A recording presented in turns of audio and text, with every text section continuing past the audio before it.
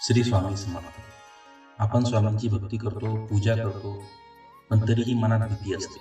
माझं कसं होईल? याचं कारण असं की आपण स्वामींना मानतो, पण त्यांच्यावर पूर्णपणे अवलंबून राहत नाही.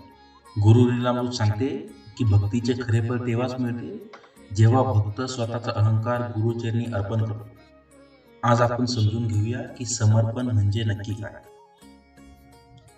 गुरु लीलामृत मध्ये वर्णन आहे की जेव्हा एखादा भक्त पूर्णपणे निशंक होतो तेव्हा स्वामी त्याचे संपूर्ण ओझे स्वतःच्या खांद्यावर घेतात.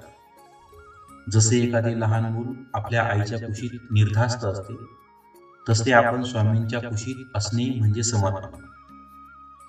जोपर्यंत आपण म्हणतो मी हे करीन, तोपर्यंत स्वामी लांब राहतात. पण जेव्हा आपण म्हणतो स्वामी आता तुम्हीच काय ते करा, तेव्हा स्वामींची सत्ता सुरू होते.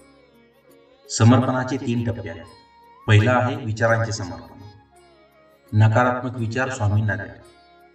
दुसरा आहे कर्माचे समर्पण. काम उत्तम करा, पण निकाल स्वामींवर सोडा. तिसरा आहे अहंकाराचे समर्पण. माझ्यामुळेच हे झाले हा विचार काढून टाका. जेव्हा तुम्ही हे 3 टप्पे पार करता तेव्हा तुमच्या जीवनातील संघर्षाची तीव्रता कमी होते आणि स्वामींची कृपा वाढू लागते. गुरु भक्तीचे फळ केवळ ऐहिक सुख नाही, त्याचे सर्वात मोठे फळ आहे अभय. जगातील कोणतीही शक्ती तुम्हाला डगमगू शकत नाही, कारण तुम्हाला माहिती असते की तुमचे गुरु तुमच्या पाठीशी आहेत. कठीण काळातही तुमचे मन शांत राहणे हेच स्वामींनी दिलेले सर्वात मोठे फळ आहे. समर्पण म्हणजे काम सोडणे नव्हे. प्रत्येक काम करण्यापूर्वी मनात म्हणा, स्वामी हे मी तुमच्या चरणी अर्पण करत आहे. दिवस संपल्यावर म्हणा, आजचे सर्व चांगले वाईट तुमच्या चरणी.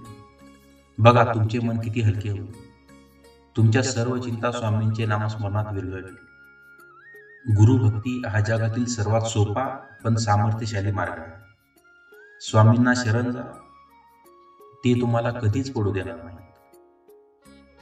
कारण त्यांचं वचन आहे, भिवू नकोस, मी तुझ्या पाठीशी आहे. हा व्हिडिओ अशा व्यक्तीला शेअर करा ज्याला आज आधाराची गरज आहे. चॅनलला सबस्क्राईब करा आणि कमेंटमध्ये लिहा श्री स्वामी समर्थ.